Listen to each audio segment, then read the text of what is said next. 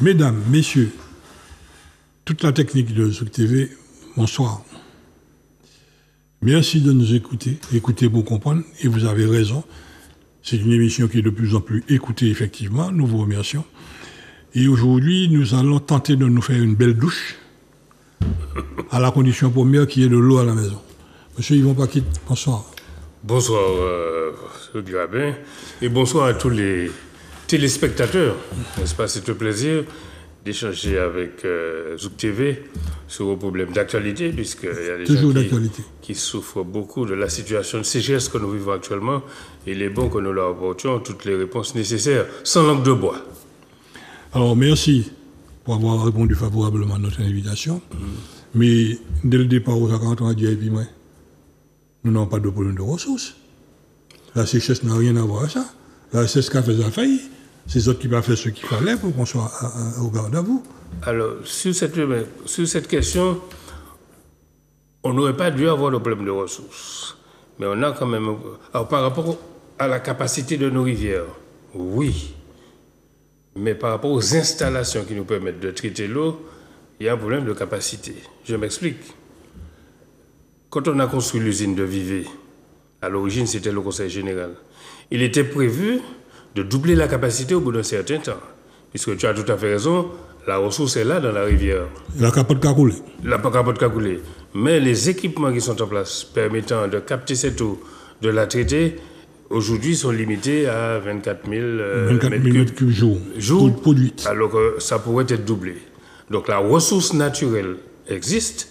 Un chiffre qui pourrait, même à quelques milliers près, qui pourrait permettre de synthétiser tout ça. Il pleut sur la Martinique, bon an, mal an, plus d'1 milliard de mètres cubes. La consommation globale, potable et non potable, tourne autour de 60 millions. Donc 60 millions rapportés à plus d'1 milliard, tu as tout à fait raison, il n'y a pas de problème de ressources disponibles. Sans compter d'ailleurs les ressources souterraines.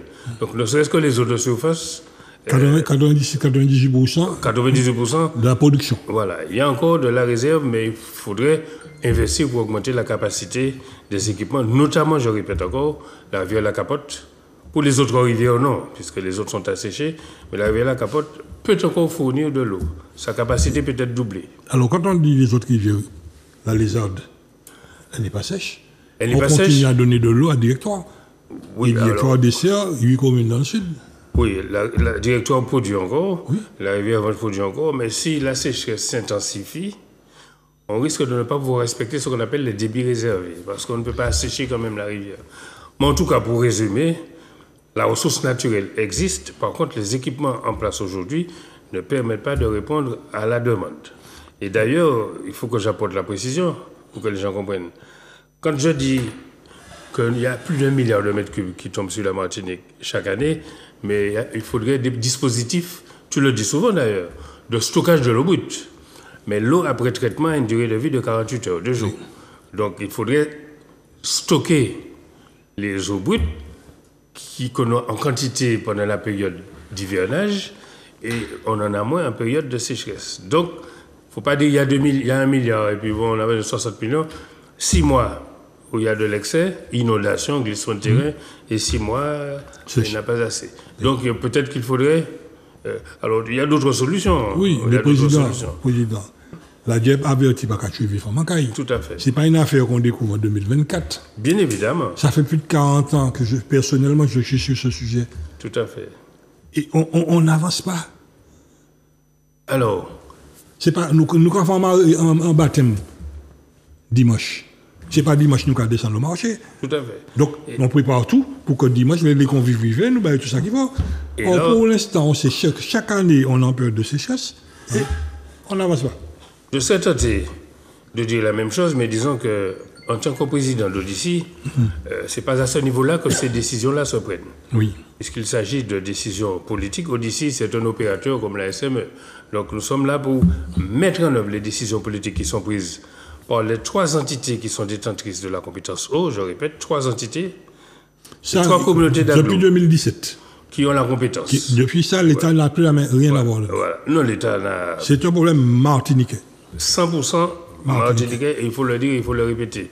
La compétence eau est domiciliée dans les 3 communautés d'agglomération Donc, c'est une responsabilité à 100% martiniquaise. Donc, on a qu'à s'apprendre à nous-mêmes. D'accord? Donc, c'est vrai, je voulais quand même le dire, la ressource est abondante, mais elle n'est pas stockable. Voilà.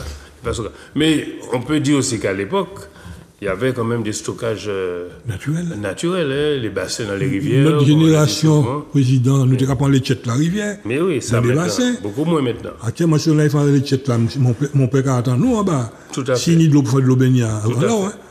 Mais, l'une des premières solutions, et je suis quand même un peu d'accord, il faut voir depuis quand on a construit l'usine de Vivey.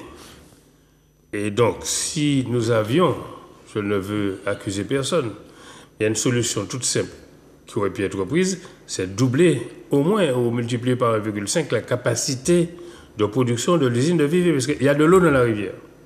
Par raison, il n'y a pas de problème de ressources.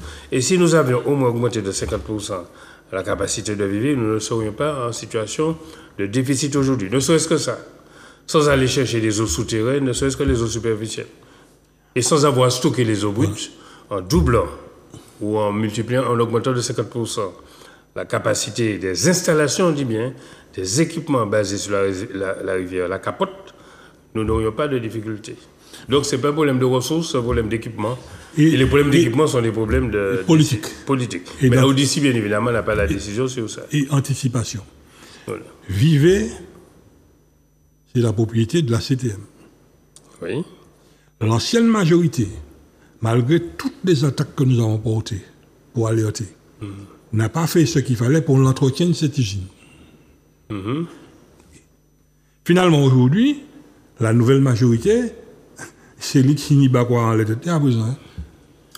C'est lui qui bat quoi parce que quand ils font ces entretiens actuels, ce qui fait que le débit de 24 000 m3 jour qui était prévu dans l'usine est descendu à 19 000 m3 jour. Pour le temps d'entretien, le faire, tout ce qu'il faut comme travaux dans cette usine. Résultat des courses, c'est de l'eau en moins. Tout à fait. Pour en bas. Manque d'anticipation. Alors, je dois à la vérité de dire, puisque j'ai rappelé tout à l'heure, que la construction de cette usine, c'était l'époque le Conseil général. Oui. Et ce n'est pas l'ancienne majorité ni l'avant-majorité. Non, ça remonte à assez longtemps. Autrement dit... Après, c'est lui qui a conduit le camion. Donc, autrement dit, sans mettre en cause telle majorité par rapport à telle autre, on aurait pu, et là tu as raison, il y a de l'eau dans la rivière, la capote, il faut le répéter, nous aurions pu d'ores et déjà, et depuis déjà au moins une dizaine d'années, sinon plus, augmenter la capacité nominale de l'usine. Oui, tu as augmenté la capacité, mais si l'usine elle-même ne peut pas produire, mais là, parce que manque d'entretien. Alors là, il y a un deuxième problème qui est posé. Si tu as une capacité nominale de 25 000, il faut qu'il y ait un entretien régulier pour maintenir cette capacité. Donc déjà, au niveau de l'entretien, on devrait quand même au moins... Mais à la date d'aujourd'hui, pour les derniers chiffres dont je dispose, la production...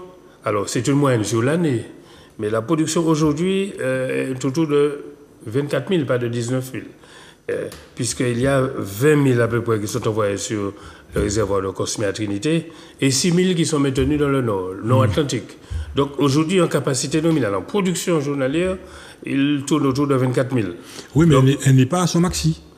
Alors, c'est pas à son maxi. Un maxi de possibilité de produire. Tout à fait. Donc, il y a le problème de stockage qu'il faut améliorer. Oui. Mais actuellement, la machine, le moteur, il y a les 3 cylindres. Tout à fait. Mais, si on regarde le déficit journalier, d'accord, même si ça tournait à 100% de la capacité nominale, ça n'aurait pas suffi. C'est-à-dire qu'il y a un déficit de capacité de production. Aujourd'hui, il y a 21 000 m3 en gros qui arrive sur Cosmi, qui est destiné au sud. Et puis le reste, les 4 000, ça reste sur les communes de Basse-Côte. Bref, ça reste sur le nord. Bon, alors, mais ça ne suffit toujours pas. Les 21 000 ne suffisent pas pour le sud et pour le centre. Alors le stockage de Cosmi est étranglé à Galion. Parce que le tuyau qui a pété à Galion n'est toujours pas remis en place normalement. C'est toujours un provisoire qui est là. Donc on a un débit moindre. On a un débit moindre, mais les 21 000 m3 journaliers qui arrivent sur Cosmi, tout est prélevé. Oui, mais le stockage s'est fait à Cosmi, mais fait pour libérer vers le sud, étranglement à Galion. Alors, je ne vais pas me prononcer Non, mais sur là, la hein. distribution après Cosmi. Oui. Tout ce que je sais, c'est que les 21 000 mètres cubes de Cosmi sont prélevés. Oui. Est-ce que c'est acheminé jusqu'au bout? Ça, c'est un autre problème. Le problème qui se pose, c'est que les gens du Sud, ils leur manquent de l'eau. Parce que cette eau vient compléter celle de Directoire. Directoire n'a pas de difficulté de production. Tout à fait. Donc, quand ils descendent vers le Sud, ils rejoignent, finalement, il manque de l'eau. Tout à fait. Et en plus, on a un autre problème, c'est le manque de réservoirs d'eau traitée sur beaucoup de secteurs. Parce qu'il y a des réservoirs qui ont plus de 50 ans, avec une population qui s'est multipliée par 3, 4 dessus. Alors, il y a deux problèmes. Alors, il y a la question de l'ensemble du territoire de la Martinique. Bien évidemment, même si je répète encore, Ton territoire, c'est Odyssey. Odyssey, Cassel, 4 mais communes. bien évidemment, je ne me désintéresse pas de la problématique nous sommes de en l'eau Martinique. sur l'ensemble de la Martinique. Donc, bien évidemment, même si je ne gère pas au quotidien les problématiques auxquelles le Sud et le Nord sont confrontés, mais ce sont des questions, bien évidemment, Martiniquaises. des questions martiniquaises. Mais un premier point à souligner, même s'il faut le répéter 2 fois, je le dis, la compétence eau est domiciliée en Martinique à 100%. Les 3 collectivités, les 3 communautés d'agglo, le Sud, Espace Sud, Kassem et Cap-Nord. Et faut-il préciser que la plus grosse usine de production est sous l'autorité, la propriété De la CTM. de la CTM. Donc la CTM dispose d'un instrument, enfin d'un équipement de production, mais ils n'ont pas la compétence eau au sens juridique du terme. Mais bien évidemment, C'est elle qui vend cette eau. c'est elle qui vend cette eau, n'est-ce pas, aux communautés d'agglo. Voilà. Tout à fait. Et dans ces communautés d'agglo, nous retrouvons nos maires. Alors, dans les communautés d'agglo, il y a 3 communautés d'agglo en Martinique. Toutes les communes de la Martinique appartiennent à une communauté d'agglo. Il y en a 11 dans le sud, 4 dans le centre et 18 dans le nord. Et vous retrouvez les 34 communes de la Martinique. Donc, Michel on Limer- dit tous les... Enfin, Michel les maires Limer- ou leurs Michel Limer- représentants. enfin oui, quand je dis Michel Limer, c'est une entité, il est présent. Tout à fait. Alors, quand Etienne Iska plein couille, parce qu'il y a des jours, il ne pas laver ma faune, qui va bien, mais il ne peut pas monter au maire, pour dire Michel Limer, ça m'a fait ma faune. Par contre, moi, pas si vous ne pas aller ouais, les maires des communes, mais vous pouvez aller ouais, mais Fort-de-France là. Parce que par ailleurs, mais Fort-de-France là, C'est là pas que ma bœuf Gambert, alors. il pas... Non, mais le panier de l'eau, c'est un besoin quotidien, l'eau. Vital. Et pour tous les problèmes quotidiens, le premier réflexe de la population, c'est d'aller voir le maire. C'est pour cette raison qu'aucun maire ne se désintéresse de la problématique de l'eau, puisque le consommateur, l'usager, voit tout d'abord son maire. Mais la réalité est Et là. ensuite, le maire qui siège dans les communautés d'agglo, bien évidemment, intervient dans les décisions qui sont prises, mais l'usager, je suppose que c'est le cas dans toutes les communes, on vient voir le maire, avant d'aller voir le président de la communauté d'agglo. Pour l'instant, on est devant une réalité, une triste réalité. Il y a au monde, nous parlons, des robinets où ça ne coule pas. Oui, j'en suis... Tout le monde, on le constate, tout le monde le sait. Nous avons des tuyaux qui ont été montés par Jean-Joseph, qui a 75 ans, des tuyaux qui sont pourris à droite à gauche, qu'il faut remplacer, et ça a un coût énorme tout ça. Manque d'anticipation, aujourd'hui ça nous explose. Et le pire est à venir. Tout à fait. Bon, ça c'est vrai. D'ailleurs, j'ai parlé tout à l'heure du Conseil général qui avait la charge d'élaborer à l'époque le schéma directeur de l'eau sur toute la Martinique. Et c'est pour cette raison qu'ils étaient le schéma directeur de l'eau en Martinique, le dernier qui a été fait par le Conseil général, ça remonte à quand même quelques années, plus d'une décennie. La priorité qui était indiquée, il y avait 2 priorités, mais la priorité qui était indiquée dans ce schéma directeur, c'est le renouvellement du réseau. Le renouvellement du réseau, c'est-à-dire refaire les canalisations qui datent de, comme tu l'as dit, de 40-50 ans. Donc ce qu'on appelle le rendement réseau. Quand vous avez des canalisations, ça c'est sur toute la Martinique. Les vrais chiffres, parce qu'il ne faut pas se laisser raconter d'histoires. Il y a des gens qui racontent des histoires, mais le problème de rendement réseau, c'est toute la Martinique. Oui. C'est-à-dire qu'en moyenne, n'est-ce pas, le rendement réseau tourne autour de 70%. Cela signifie quoi? Cela signifie que quand vous produisez 100 litres, n'est-ce pas, dans la nature, vous retrouvez 30 litres. Donc il y a 70 qui sont effectivement disponibles à l'usage domestique ou non domestique. C'est ça la réalité. Il y en a qui présentent des chiffres améliorés, mais en tout cas c'est ça. À Odyssey, nous sommes un peu plus au-dessus de 60. Pourquoi? Parce que nous avons le centre-ville en dessous du niveau de la mer et nous savons bien que notre rendement réseau gagnerait à être sensiblement amélioré. Comment l'améliorer? L'amélioration, c'est revoir l'ensemble des canalisations de la Martinique, le centre, le nord et le sud. C'est des investissements qui avaient été estimés autour de 200 millions. Mais il faut l'étaler sur plusieurs années. Ce n'est pas en une seule année. Oui, c'est pluriannuel. Donc, autrement dit, le rendement réseau, il y a des gens qui racontent, ah oui, le rendement réseau, la CACEM d'ici. On connaît les Bavariens. Voilà, mais le rendement réseau, c'est un problème. Qu'il faut régler politiquement. Qu'il faut régler et qui concerne toute la Martinique, le nord, le centre et le sud, en raison de deux raisons. En raison d'une part, de la forte microsismicité de notre territoire. Le rendement réseau, tu sais quelle est la norme? Le rendement réseau est considéré comme excellent, comme bon, quand on atteint 85%. Donc on admet 15% de perte. Il est difficile, il faudrait faire des investissements considérables pour avoir un rendement réseau qui dépasse 85%. On obtient les 85%, notamment en France hexagonale. Pourquoi chez nous, c'est difficile de monter à 85%, sauf à concentrer des investissements considérables? C'est que nous avons une forte sismicité de notre territoire, un terrain volcanique. Donc même quand l'on ne ressent pas, ça bouge en permanence. Donc, bien sûr, ça fait souffrir les canalisations. Vous avez deux grandes parties, deux grandes périodes de l'année. Période d'inondation, hivernage, glissement de terrain, ça fait souffrir les canalisations.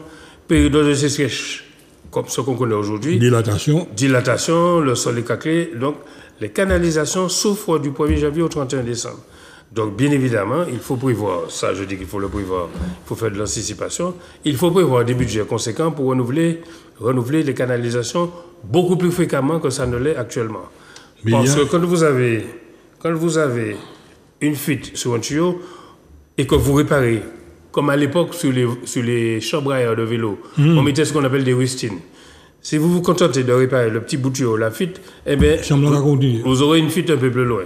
Donc, quand une canalisation, un tuyau est fatigué, il faut remplacer véritablement une grande partie de ces tuyaux, mais il faut véritablement un schéma directeur à l'échelle de la Martinique pour le faire. Et il faut bien évidemment avoir les moyens financiers pour le faire. Il y a un autre aspect. C'est que quand on a posé ces tuyaux-là, ces tuyaux qui étaient emboutis,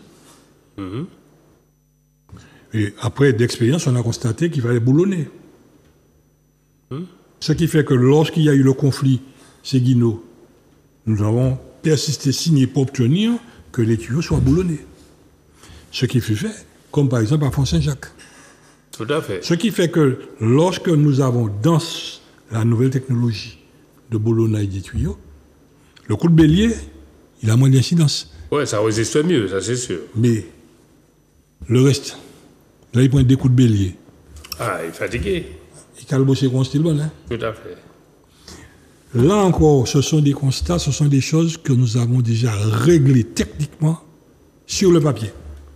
Alors, où est le manque de courage politique pour faire ce problème, pour régler ce problème? Au niveau des débats auxquels nous sommes là aujourd'hui, là où je suis tout à fait d'accord, les problèmes de l'eau en Martinique, pour aller vite, ce n'est pas un problème de ressources.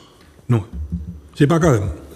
Voilà. Carême, ça rend la situation, bien évidemment, plus difficile. C'est tout. Il y a des solutions techniques pour y faire face si on fait plus d'anticipation. La solution ne se trouve ni à la SME, qui est un opérateur technique, ni à Odyssey, qui sont des instances, des entreprises qui ont une contrainte d'équilibre économique. Vous avez un contrat. Et qui sont là pour mettre en œuvre une politique décidée par les communautés d'agglo, je le répète. La compétence eau est domiciliée dans les 3 communautés d'agglo et bien sûr la CTM qui a beaucoup à dire puisque la CTM dispose de la plus grosse unité de production. Donc c'est là que se prennent les décisions politiques. Les décisions politiques concernant l'eau. Donc il suffirait, je dis suffirait, c'est pas si facile que ça, la preuve c'est que ça met du temps, que les 3 présidents de communautés d'agglo se concertent et prennent des décisions à condition qu'on s'inscrive dans une dynamique de solidarité pour l'ensemble des territoires. Il ne faut pas que chacun défendre sa petite chapelle, la chapelle du sud, la chapelle du centre et la chapelle du nord. Nous avons un pays qui a 10 km de long, un peu moins de 400 000 habitants, d'accord? Il faut être guidé par un regard de solidarité. Tout le monde sait qu'il y a beaucoup d'eau dans le nord, qu'il y a plus d'eau dans le nord, un peu moins dans le centre, et qu'il n'y en a pas dans le sud. Donc il faut qu'il y ait de la solidarité. Donc il y a une politique de partage de la ressource, plus que... Il n'y a pas un problème de volume de la ressource disponible. De mon point de vue, il y a un problème de partage de la ressource au niveau des trois communautés d'agglomération de la Martinique. C'est le partage de la ressource par son volume. En clair, et là, c'est politique. En clair, il faut faire un fort pour prenons l'exemple de ce qui s'est passé aujourd'hui sur le réseau Kassem, qui a fait son extension jusqu'à Cassilotte. Oui. Oui, tu as posé. Qu'est-ce qui empêche le raccordement sur Cap-Nord? Là, tu poses une question. C'est Martinique qui a de l'eau. Tu poses une question là qui pourrait me mettre en difficulté, mais ça ne me mettra pas. Non, c'est la réalité. C'est la réalité, le tuyau, il est posé. La réalité, c'est quoi? Et il n'est pas connecté. C'est l'occasion, je vais répondre à cela. Casse-Pilote fait partie de Cap-Nord. La commune frontière, c'est Chelcher qui fait partie du centre. D'ici, nous avons la responsabilité de la distribution de l'eau sur Chelcher. Pour livrer Chelcher aujourd'hui, nous sommes obligés d'aller chercher l'eau à la rivière Blanche, qui traverse Saint-Joseph, Lamantin, Fort-de-France pour aller jusqu'à Chelcher. Tu as tout à fait raison de dire, c'est le bon sens le plus élémentaire. S'il y avait un minimum de solidarité dans ce pays, Chelcher, il y a des canalisations de Cap-Nord qui arrivent dans un quartier qui s'appelle Citronnelle. Ça fait quelques kilomètres, moins d'un kilomètre, paraît-il, de Chelcher. Et donc, nous avons posé, j'ai contribué à poser la question pour dire, écoutez, faisons de la solidarité, plutôt que d'aller produire de la rivière Blanche, passons un accord avec Cap-Nord. La réponse était positive. Pour apporter toute la réponse à la question que tu viens de poser, parce que ce n'est pas la première fois qu'on me pose la question. Donc, à la CASEM, on a posé la question à Cap-Nord. Partageons la ressource. Plutôt, vendez-nous de l'eau à partir des canalisations qui arrivent à Casse-Pilote, et à Fond-Laillé, Fond-Bellemare, pour être plus précis.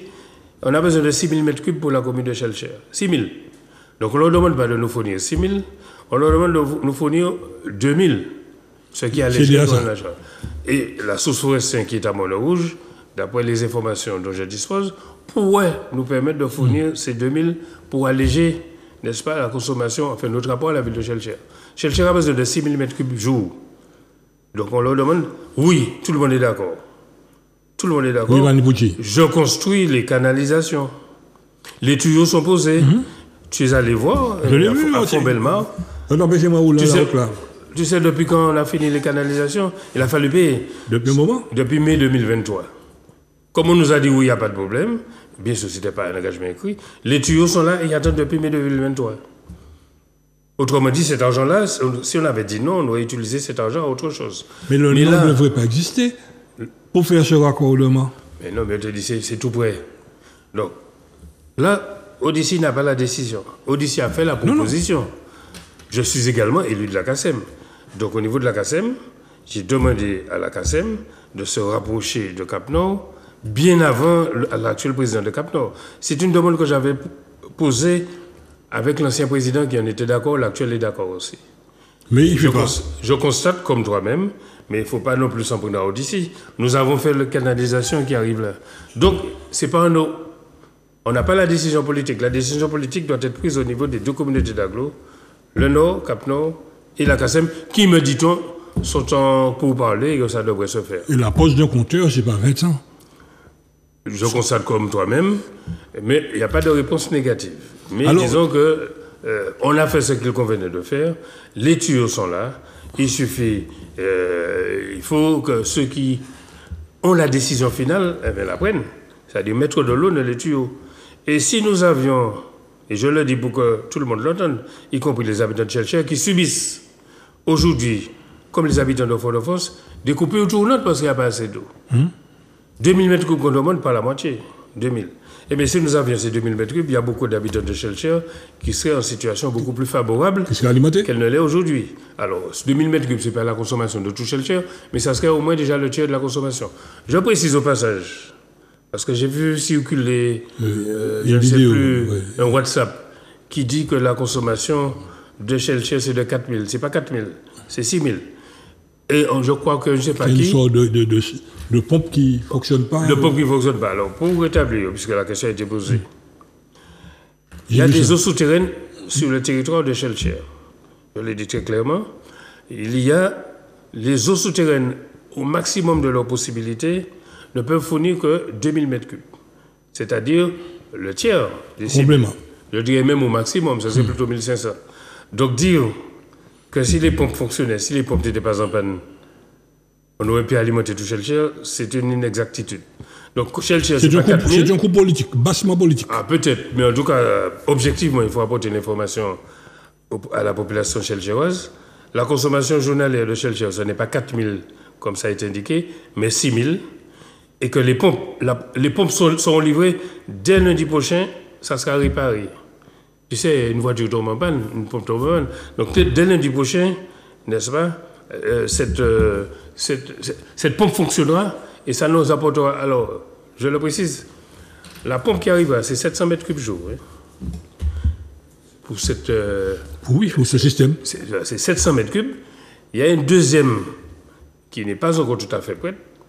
Il y a une deuxième extraction d'eau souterraine qui se trouve à Chavigny, pour utiliser le terme que les Chelcherois connaissent bien, c'est 700 mètres cubes.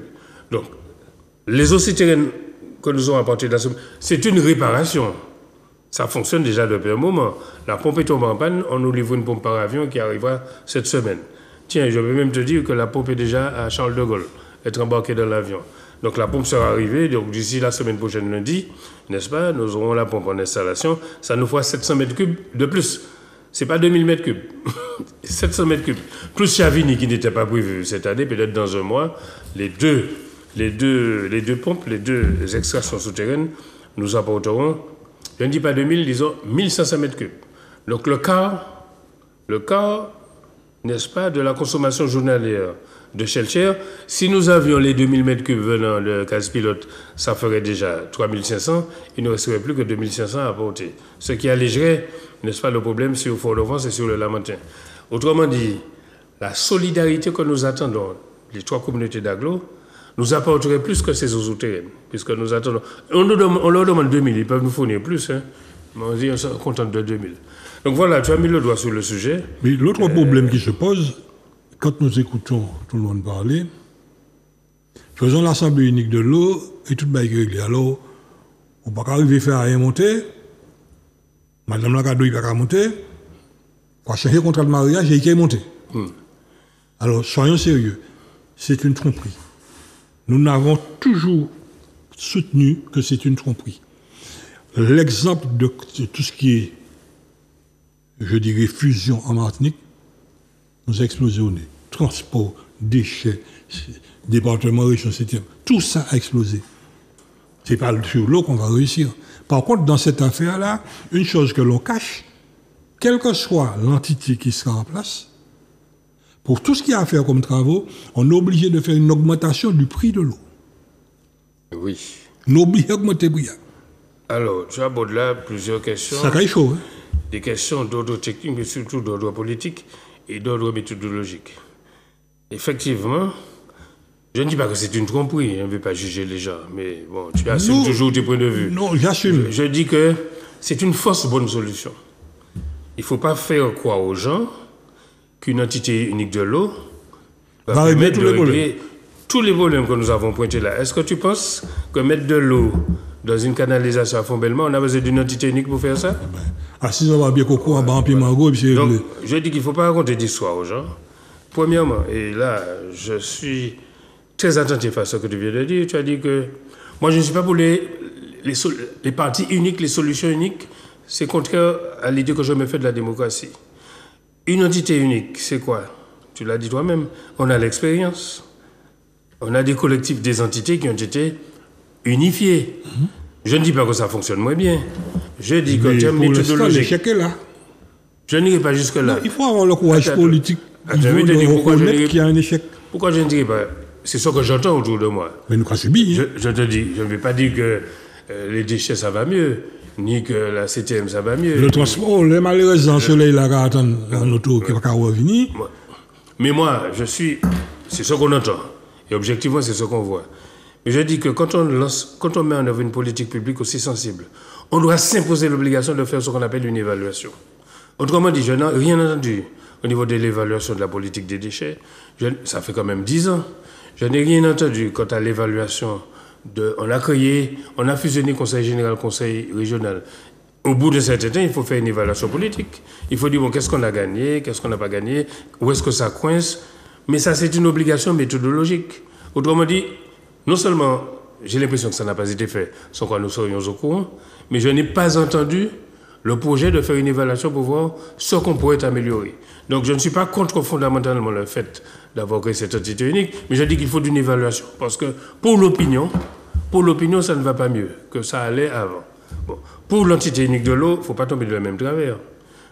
On dit entité unique, comme disait l'autre, avec des sauts de cabri, entité unique. C'est une vraie fausse solution. C'est une vraie fausse solution. Pourquoi? Tout simplement parce que vous avez 3 communautés d'agglo. On connaît les gens qui sont sur 3 tables. On peut les mettre autour d'une même table. Si vous créez une entité unique, vous aurez les mêmes personnes. Il y a deux présidents sur les 3 qui tombent. Vous aurez... Non, ils peuvent être là. Non, ils tombent. C'est le président. Non, mais ils sont autour de la table. Oui, mais qui préside? Une personne. C'est tout. Donc on a 2 présidents qui tombent. Autrement dit... 2 DG qui tombent, plusieurs trucs qui tombent. Il y a 3 communautés d'agglo et un président de la CTM. Il y a 4 interlocuteurs. Je dis quand même, il faut faire l'apprentissage de la démocratie. La démocratie, c'est quoi? 4 personnes ne peuvent pas fonctionner dans une dynamique démocratique. Quand vous créez une entité unique, ça veut dire qu'aujourd'hui, le seul décideur, c'est un recul de la démocratie. Mais si on avait, par exemple... Non, mais est-ce que tu as bien... Nous sommes d'accord, Il faut qu'on entende ma proposition. Si on n'arrive pas à faire à 4, on se dit, on le fera mieux. Je ne dirais pas qu'il faut éliminer les autres. Mais ce qu'on n'arrive pas à faire avec 3, enfin, je dis qu'on n'arrive pas à faire, peut-être que ça se fera. Mais en tout cas, on voit bien que ce n'est pas facile. Mettre 3 ou 4 personnes autour de la table pour prendre des décisions pour créer une entité unique. Mais bon, dans la tête de certains, l'entité unique permettra de réduire le nombre d'interlocuteurs pour avoir un seul décideur. Mais on ne va pas dans le sens de la démocratie. C'est-à-dire que au lieu de faire le débat entre 4 personnes, tu donnes le pouvoir à une personne, je dis que ce serait un recul, non seulement politiquement, ça serait un recul de la démocratie, mais au niveau fonctionnel, il n'est pas dit que ça fonctionnera mieux. Donc, autrement dit, pour ce qui me concerne, je ne suis pas contre l'entité unique, ça permettra vraisemblablement... Philosophiquement parlant, philosophiquement. Pourquoi pas? Mais dans la pratique. Il ne faut pas qu'on dise, comme on n'arrive pas à se mettre d'accord, on donne le pouvoir à une personne. C'est une mauvaise analyse politique, c'est un recul de la démocratie, et il n'y a aucune garantie pour que ça fonctionne mieux. Et au plan fonctionnel, tu as tout à fait raison, même si pour l'instant, je n'ai pas d'évaluation. Donc, les regroupements qui ont été faits aujourd'hui, je ne peux pas dire que ça marche moins bien. Je veux d'une évaluation. Nous avons un exemple. Dans l'affaire Seguino, si on était en assemblée unique, avec un agité du bocal à la tête de cette assemblée, est-ce que Seguino aurait été réparé? Non. Jamais. On s'en fout, plus de 150 000 personnes qui n'ont pas d'eau. Ça n'a pas un problème. Donc, pas qu'à babétier à la han, donc, on n'a pas qu'à faire. C'est ça, là? C'est ça qu'on veut pour la Martinique? Oui. C'est ce qu'on veut pour la Martinique? Donc, nous disons qu'on a suffisamment subi ce genre de fonctionnement pour qu'on puisse continuer à s'orienter vers ça. Plus grave, il faut. La neige manger moins, bon manger moins. Quand il a fallu mener le combat pour avoir domicilié le laboratoire d'analyse d'eau en Martinique. Le laboratoire de Martinique avait à l'époque, pourquoi je dis avait à l'époque la même compétence technique que le laboratoire de Valence. De Valence en France. Oui. Le même niveau. Nous sommes battus pour avoir l'agrément. La Martinique a eu son agrément. Ce qui fait que les analyses de l'eau et de tout ce que nous consommons se faisaient dans ce laboratoire. OLDH. Manque d'anticipation, manque de vigilance. La Martinique a perdu ce laboratoire. Aujourd'hui, nous faisons partir vers Valence les analyses de l'eau. Mais attendez, messieurs, où allons-nous? On peut le regretter. Ah oui, mais c'est grave. Parce que pourquoi nous avions obtenu à l'époque que l'on puisse avoir l'agrément sur la Martinique, c'est que dans le Code de la santé publique, il est clairement indiqué que si demain on a une catastrophe, une grosse pollution, faire les analyses rapidement. Il faut pouvoir mettre à disposition de ceux qui s'en occupent tous les résultats d'analyse en moins de 5 heures. Or, si demain on a un problème chez toi, là, par exemple, tant pour nous faire partir à boire avion, mener là-bas, tant pour arriver là-bas, c'est 2 jours. Alors que hier, on avait un agrément pour faire nos analyses en Martinique. Manque de vigilance politique et administrative. Cet exemple-là, en dehors de l'analyse que tu fais, manque de vigilance, c'est tout à fait exact. Mais ça prouve quoi? Ça prouve que la concentration, n'est-ce pas, des pouvoirs, ce n'est pas une bonne solution. On est dans quelle dynamique politique? On a demandé la décentralisation, c'est rapprocher les centres de décision au plus près des populations. Donc aujourd'hui, nous avons 3 communautés d'agglo qui sont proches des populations. Vous voulez recentraliser vers une entité unique. C'est à... Oui, vers Paris. Non, pas vers Paris, je te parle de l'entité unique de l'eau. Oui, tout le temps, qu'est-ce qu'on fait? On revient dans le 75. C'est à sens. Paris. C'est à l'inverse de ce qu'il convient de faire. Nous, en Martinique, dans nos discours politiques, qu'est-ce qu'on dit? Décentralisation. Rapprocher les décisions de des pouvoirs nouveaux, des compétences nouvelles. L'idée, c'est quoi? On est quand même relativement d'accord. Rapprocher, n'est-ce pas, les centres de décision des populations, plus proche des populations. Donc, ce qui est bon entre l'Hexagone et chez nous, est bon chez nous. Nous avons une compétence qui est déjà bien répartie sur la Martinique, 3 communautés d'agglo. On veut casser cette dynamique pour tout regrouper dans une entité unique. Ça va à l'encontre du bon sens. En plus, on le fait sans analyse préalable. Autrement dit, je répète encore, je n'ai rien contre l'entité unique. Ça permettra peut-être de résoudre certains problèmes au mieux. Mais il faut le prouver avant. Il ne faut pas s'enfoncer tête baissée par principe, une entité unique, etc. Entité unique, ça va résoudre tous les problèmes. Et je partage ton point de vue. Il n'est pas prouvé que ça résoudra tous les problèmes. Mais enfin, pour terminer, toutes les questions que nous avons pointées là, toutes les solutions que nous attendons toutes les décisions que nous attendons peuvent être décidées dans les 15 jours. On n'a pas besoin d'entité unique pour faire ça. On a tout simplement besoin que les entités qui sont détentrices, n'est-ce pas, de la compétence, se mettent autour d'une table, pas une grande table, 4 personnes, et prennent des décisions qu'il faut, sans précipitation, sans concentration de pouvoir, en restant conforme à l'idée qu'il faut que les centres de décision soient au plus proche des populations, pas de précipitation, et surtout, et je te rejoins, faisons une évaluation de tous les regroupements que nous avons réalisés au cours des dernières années et regardons pourquoi à certains endroits ça n'a pas bien marché ou ça a bien marché. Est-ce que c'est toujours une bonne décision? Alors là, il y a... Est-ce que tu ne sais pas si tu disposes de ces évaluations? Mais pour ma part, je ne les ai pas. Il y a, nous, en principe, on connaît très bien la Martinique. Le secret des cabinets couvre le bois de la rue. C'est Martinique où ça bouillait. Nous entendons, nous voyons, nous connaissons de à droite à gauche tout le monde. Au moment où nous parlons, il faut régler le conflit, le gros conflit, la guerre larvée qu'il y a entre les anciens du département et du Conseil général, qui n'ont jamais admis cette fusion. Ils n'ont jamais. Il y a une dictature tropicale installée à l'intérieur qui fait que ceux qui veulent travailler pour l'intérêt général, ils n'ont qu'à couper tête.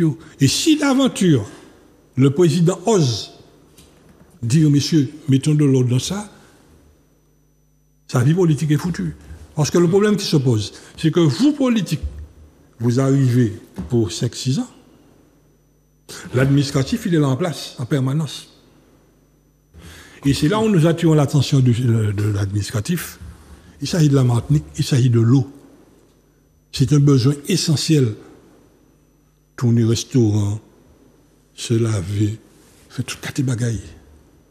Que l'on puisse voir que Etienne Bokaili, ni 2-3 jours, il n'a pas arriver à laver ma faune, ni un problème. S'il vient au bureau, il n'a pas laver ma faune, ou même qui a fait problème là, ou qui a posé problème. Il faut penser Martinique sans ça. Et ça, nous ne savons pas comment ça va se régler. Et ceux qui sont en interne, politique ou autre, le savent. Le savent. Nous avons dit, Ougla, fais attention. Moi, je vais tomber le 28, t'as là. Mais ceux qui, demain, mardi, qui ont à l'enterrement des entreprises, parce que justement, je n'ai pas fait travail pour payer ces gens-là, t'as là, t'as touché. Et ça génère quoi? Ça l'une des clés de la violence aujourd'hui en Martinique, ça fait partie de la violence, qui a monté en puissance. Alors, sur cette question, premièrement, au travail. Je n'ai pas suffisamment d'éléments pour apporter une appréciation sur le fonctionnement de la CTM. Donc, je ne peux pas en parler de manière ça aussi... Ça peut se juger dans tout ce qui est satellite, tout ce qui est non, mais je te dis, bon, j'écoute... gestion publique. J'ai pour habitude que quand je fais des affirmations, je m'arrange pour quand même... Ah, mais moi, des engradis, hein. J'ai mes éléments factuels. Hein. Bien sûr, bien sûr. Mais ce que je dis, je ne cite pas de nom pour un respect pour la télé. Mais je ne porte pas de jugement sur ce que tu as dit. Je suppose que si tu l'as dit, c'est que tu as des éléments pour le faire. Moi, je dis l'observation que je voulais faire, c'est qu'il y a une autorité qui doit diriger cette collectivité. Il ne faut pas me dire qu'elle est trop grosse, nous avons voulu qu'elle le soit. Donc, autrement dit, ce n'est pas l'administration de diriger. Donc, Béry est trop grand. Et il me semble, c'est pas ça m'a dit, il me semble que l'autorité exécutive, n'est-ce pas, a les moyens, n'est-ce pas, de faire en sorte que l'administration suive cette décision. C'est tout ce que je peux dire. L'autorité, c'est le politique. Donc, qu'il y ait des problèmes à l'intérieur de toute structure, il y a toujours des problèmes administratifs, mais ce n'est pas l'administratif de décider. Donc, si ce que tu dis est vrai, je pense que l'autorité devrait le savoir et devrait prendre les mesures qui s'imposent. Il faut qu'il ait un bon maître. Hein? Mais moi, je ne peux pas en dire davantage, puisque je n'ai pas une connaissance suffisamment pertinente, n'est-ce pas, des contraintes internes de fonctionnement de la collectivité pour dire que c'est l'administration. Bon, ça existe un peu partout, il y a des gens qui... Mais, à mon avis, une autorité est là pour justement lever ses freins. La différence qu'il y a, la grosse différence qu'il y a entre une entreprise privée qui a deux types d'individus chez lui, et quoi, bon, on ne l'aide pas la peine, c'est fini. Une collectivité ne peut pas faire ça. Ah non, un exécutif... Ah, s'il fait ça, l'enterrement politique est assuré. Oui, mais un exécutif qui a une autorité sur l'administration, il s'est engagé, n'est-ce pas, devant les populations quand les élections ont eu lieu, et il a tous les moyens de faire, n'est-ce pas, exécuter les décisions qu'il prend.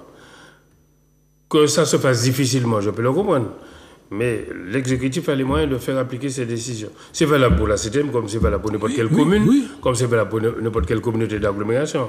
Je refuse d'entendre, même si ça peut être le cas à certains endroits, je refuse d'entendre que c'est l'administration qui dirige. Même si ça peut s'observer.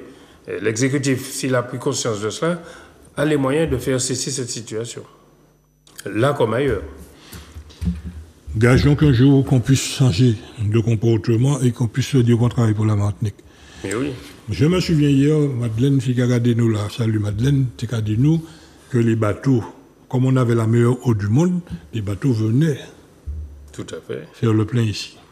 Et nous on disait simplement parce que le port était équipé pour faire ce remplissage. Oui. Là j'ai un document de croisiériste qui dit qu'il a un régénérateur de ressources d'eau. Un régénérateur.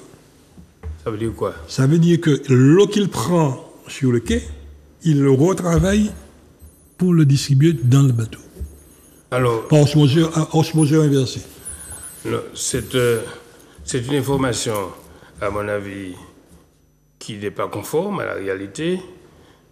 On peut, même chez toi, il y a des gens qui installent des filtres dans leur robinet chez eux. Mais à mon avis... La différence, c'est que lui, il a une population sur le bateau. Non, mais on peut, par souci de gestion, par souci de marketing, dire aux gens qu'on a mis un traitement supplémentaire, mais l'eau que Odyssey livre au bateau, c'est une eau dont la potabilité a été vérifiée par des organismes d'État, l'ARS. L'eau, tu le sais fort bien, peut-être mieux que moi, l'eau, c'est le produit alimentaire le plus contrôlé. C'est plus contrôlé que les légumes qu'on peut acheter. L'eau, c'est un produit alimentaire qui est contrôlé, qui n'est pas contrôlé par les producteurs, ni par l'ASM, ni par Odyssey, c'est par l'ARS, Agence régionale de santé. Et vous ne pouvez pas distribuer une eau qui fait l'objet de contrôle inopiné et à tout moment. Je peux même citer le nombre de contrôles. Il y a plus d'une soixantaine de contrôles effectués par l'organisme de contrôle Agence régionale de santé, parce que la qualité de l'eau conditionne la santé des populations. Alors vous imaginez bien qu'on n'autoriserait pas qu'on livre de l'eau à des touristes, une eau qui ne respecterait pas les critères de potabilité. Donc, les croisiéristes pour des raisons de marketing. Mais par contre, il faut revenir sur ce qu'a annoncé Madeleine il y a quelques années. Il faut savoir que la qualité de notre eau, c'est un produit d'appel concernant l'activité touristique. Il y a beaucoup de bateaux de croisière qui choisissent la destination Martinique précisément pour faire le plein en eau. Oui, alors, et tu t'imagines bien que ce ne sont pas des imbéciles. S'ils viennent chez nous pour faire le plein en eau, c'est qu'ils sont conscients que nous avons l'une des meilleures eaux de la Caraïbe. Comme le temps qui vient, nous sommes pratiquement au bout de l'émission, nous avons toujours contesté scientifiquement les résultats d'analyse de l'ARS. Pire, il y a l'un des cadres de l'ARS qui, dans la commission de cellules de chimie, sur la commission parlementaire sur la paraquat et la chlordécone, concernant en larmes, dit qu'il avait signalé à sa direction qu'il a trouvé de la chlordécone dans l'eau et qu'on lui avait intimé l'ordre de ne pas le dire publiquement. Ça s'est dit dans la commission. Sur cette affaire-là, nous avons toujours mis en cause les résultats d'analyse de l'eau, compte tenu du fait qu'on nous donne la matière active, toujours. Ensuite, on nous dit qu'on n'a pas dépassé la dose maximale admissible par l'homme, mais en cocktail, il a fait gros dégâts. Pris en combinaison, on sait qu'est-ce que ça génère dans les 20-25 ans. Et c'est pourquoi lorsque nous, à l'époque, l'ARS DAS faisait les analyses à Lille, et à force de contester, heureusement que Christian Ursule nous a suivis, on a fait les analyses à Valence.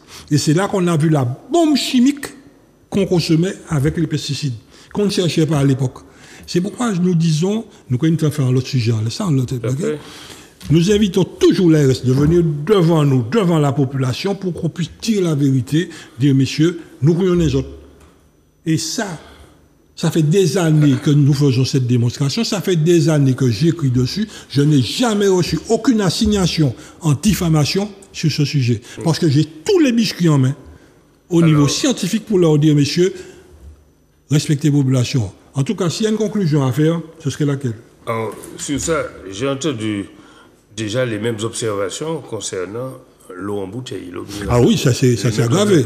Mais je ne conteste pas ça, je ne vais pas répondre à ça. Il faut inviter l'ARS, tout simplement, en tant qu'opérateur, en tant que gestionnaire d'eau à la régie, nous sommes dans un état de droit. Vous respectez, oui. Mais attends, nous sommes dans un état de droit, on nous dit, voici une liste de produits qu'il faut contrôler. Voici les critères de potabilité de l'eau avant sa distribution. Il faut respecter les critères. Cela étant, le problème que tu poses, justement, c'est un problème qu'il faut poser au niveau des parlementaires. Oui. Pour faire évoluer, le cas échéant, faire évoluer les critères de potabilité, la loi. Oui. Mais à Odyssey, nous respectons, enfin, Odyssey, mais tous les producteurs. Les contrôles sont extrêmement, parfois c'est lourd et c'est drastique. Tous les contrôles, il y a plus de contrôles sur l'eau que sur n'importe quel produit alimentaire. Et par conséquent, nous avons l'obligation, à la fois professionnelle et même morale, de nous assurer de la potabilité de l'eau. Et tous les contrôles sont publics. On va voir les résultats des contrôles de l'eau que nous produisons. On a toujours... Mais ce sont des synthèses. Plus grave, l'eau kaoline que l'on vend, qui est une eau, c'est la même production d'eau que d'ici et les autres. Kaoline, pas Martinique. En Guadeloupe. En Guadeloupe, d'accord. C'est une eau reconditionnée mise en bouteille. La loi dit qu'il faut écrire clairement en gros eau reconditionnée. Or, tout le monde achète cette eau en la prenant pour de l'eau de source. Nous avons écrit au ministère, nous avons écrit à la RSA, tout le monde, on s'en fout. Finalement, la population a une lourde part de responsabilité dans cette affaire. Et en termes de conclusion, qu'est-ce qu'on peut dire? En termes de conclusion, ce que je peux dire, c'est que il y a à l'évidence encore beaucoup à faire chez nous en matière de gestion de l'eau, mais beaucoup de questions peuvent trouver des solutions dans l'organisation de la gestion aujourd'hui. C'est-à-dire la démocratie impose aux partenaires de discuter, d'échanger et de prendre des décisions. Et ce n'est pas parce qu'on n'arrive pas à faire discuter des gens qu'il faut aller dans une structure moins démocratique où une seule personne déciderait. Donc la démocratie impose d'écouter l'autre et de mettre en avant, l'intérêt général. Donc, je répète encore qu'il y a 3 entités qui sont dépositaires de la compétence eau. Il y a la CTM qui est possesseur d'une usine. 4 personnes peuvent se mettre autour d'une table pour prendre les décisions qui s'imposent. Des décisions de court terme, des décisions de moyen terme, de long terme, et qu'il ne faut pas faire un recul de démocratie, dire, comme on n'arrive pas à se parler, eh ben on élimine les gens et puis on met un seul décideur. C'est un recul de la démocratie que, bien évidemment, que je ne peux pas considérer comme une bonne orientation. Donc, j'en appelle aux uns aux autres. Mettez-vous ensemble, faites vivre la démocratie, même si c'est difficile. Faites-le dans l'intérêt, n'est-ce pas, de la population martiniquaise. Alors, pour conclure, ce qu'il faut surtout à l'adresse de ceux qui très souvent parlent d'eau, vont dans des réunions sur l'eau et qui ne connaissent pas le sujet. L'idiotie peut être héréditaire, l'ignorance se soigne. Soin qu'aux autres. Soin qu'aux autres. Parce que finalement, on arrive dans des réunions. Nous, on est tranquille. On ne nous invite pas, on nous évite. Nous dérangeons. Mais vous, ceux qui vont dans ces réunions, ceux qui veulent parler d'eau, songez phrase là, l'idiotie peut être héréditaire, l'ignorance se soigne. Alors, soin qu'aux autres. Cultivez qu'aux autres pour savoir de qui sortent qu'à parler pour demain matin, peuple n'a pas courir des autres en les mer. Merci encore, à très bientôt. Et bien évidemment, il faut bien identifier, il faut bien cibler les vrais responsables des décisions qui sont prises. Et ne pas mettre en cause des opérateurs qui ne font qu'exécuter les ordres politiques qui leur sont donnés. Odyssey et SME, nous sommes des exécutants. N'est-ce pas? Alors bien évidemment, tu me diras que je suis aussi élu de la CACEM. Mais Odyssey, en tant que structure, ne prend pas de décision politique. On met en œuvre les décisions politiques prises en amont par la collectivité de tutelle. C'est vrai également pour le Sud, c'est vrai également pour le Nord. Okay. Donc à chacun ses responsabilités. Ok, merci encore. Parole, coup de fini vite. Et c'est à moi de remercier les téléspectateurs, n'est-ce pas, de leur écoute et de leur attention.